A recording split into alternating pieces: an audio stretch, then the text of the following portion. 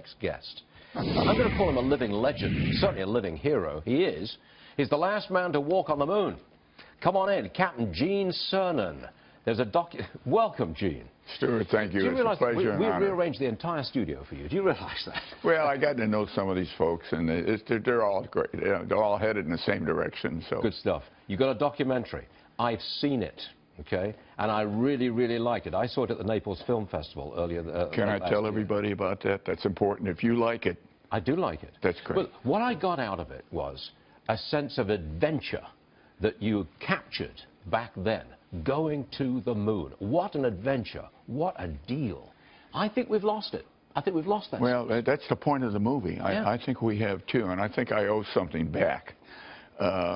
We got to reinvigorate and re-inspire some of those young kids who are playing games on their Ouija boards all the time.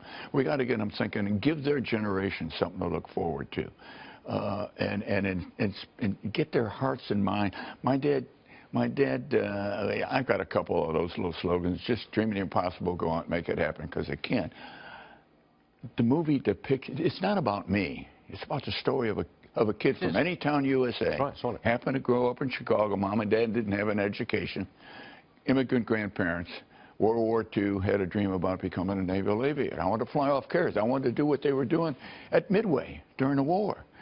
And I stuck with that dream, and my dad's dream, unbeknown to me, was for me to get that education he never had a chance to get. What makes you think that you can inspire today's youngsters, today's teenagers, who want to go to Mars, for example? I mean, that's in the future, but I don't see a great deal of enthusiasm and life behind it. Well, I see a lot of those kids, and the enthusiasm is there. Some of it's latent enthusiasm because no one's talking about it. We're not really giving them the opportunity to become doctors and scientists and astronauts or whatever, teachers.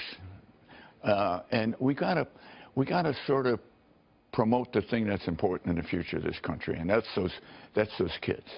I just want to play a brief clip from the documentary. Okay. I loved it. Well, I've seen it. You're biased because the whole crew that put it together is Brit. They're from the UK. Believe it or not, they are. I did not know that. Well, the director read my book. He was passionate, and he came to me one day and said, Gene, we got to make a film on this. Kids 10 or 20 years down the line got to know how it was done and why it was done, and under the terrible 60s, you certainly remember that, and how we overcame that. And I said, well, I've already bought that swamp in the desert. But it was a time of enthusiasm and energy and uplift. Here's the future. Let's go get it. Hold on a second, Gene. Roll a brief clip, because I think this captures the spirit of the documentary. You go down and get suited up. You've been suited up 1,000 times before for all kinds of tests and what have you. This is for real. Yeah, that's for real. Do you feel it now, the way you felt it then? Well, it sometimes, even today, seems like a dream, but I know it happened. I know what it took to make it happen. There were a lot.